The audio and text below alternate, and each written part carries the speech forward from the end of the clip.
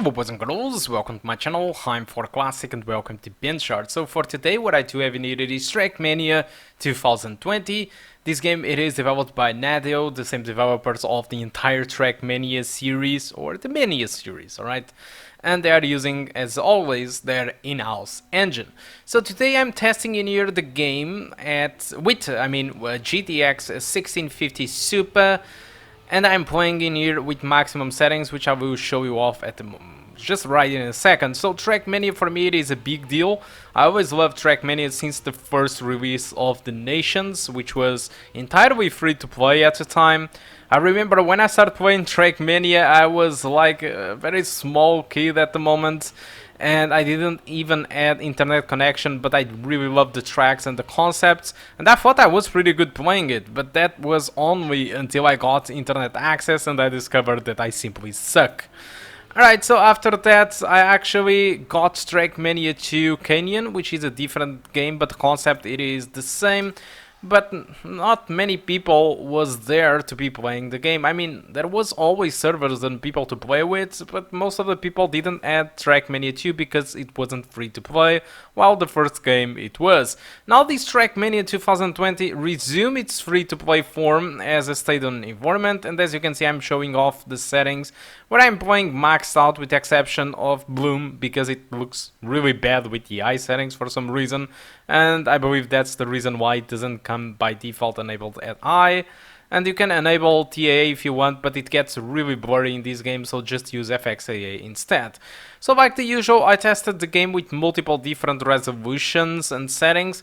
So at 1080p with these very nice settings with 4 times multi-sampling and aliasing, which is exactly what I did using here, I got an average of around 80 frames per second, but although and unfortunately the game did drop below 60 frames per second when you get a lot of visible enemy cars. Reducing the game from very nice to ice gives us a huge performance boost, alright, so the minimum starts to be 94 frames per second, the average 124. The visual difference is very small, just changes a little bit the reflections on the car, and shadow quality cascades are a little bit worse, but nothing really special, the graphics looks pretty much the same. Playing at 1440p, I decided to reduce the settings to fast, which is pretty much the median settings, and by doing this you lose the dynamic shadows of the environment. The shadows will be MIP maps, but at a very high resolution instead.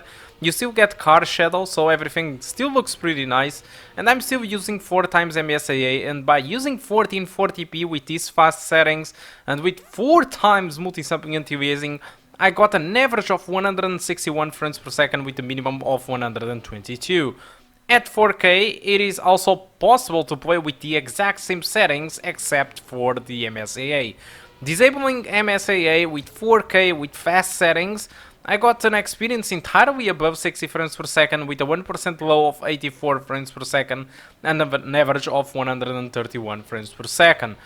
So, outstanding optimization. This game can be demanding, alright, if you play with the maximum settings. Although reducing the settings doesn't really impact that much the visuals of the game. The game pretty much looks the same between fast, nice and very nice. The difference relies mostly on shadow quality, and they specify shaders, but honestly and visually it looks pretty much the same. Shadows, yes, it is the biggest change that, like I told you, that I noticed, and reflections on the car, but apart from that the maps look absolutely the same for me. So outstanding. This is a game where it should be pretty easy to play with a high refresh rate screen with no issues whatsoever, just by reducing a setting or two.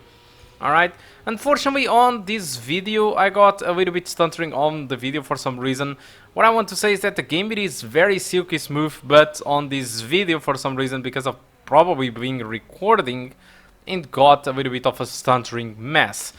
Alright, so this game resumes as a free to play. This is a great return for Trackmania, but unfortunately Ubisoft haven't made the best decisions ever, because the game it is not entirely free to play.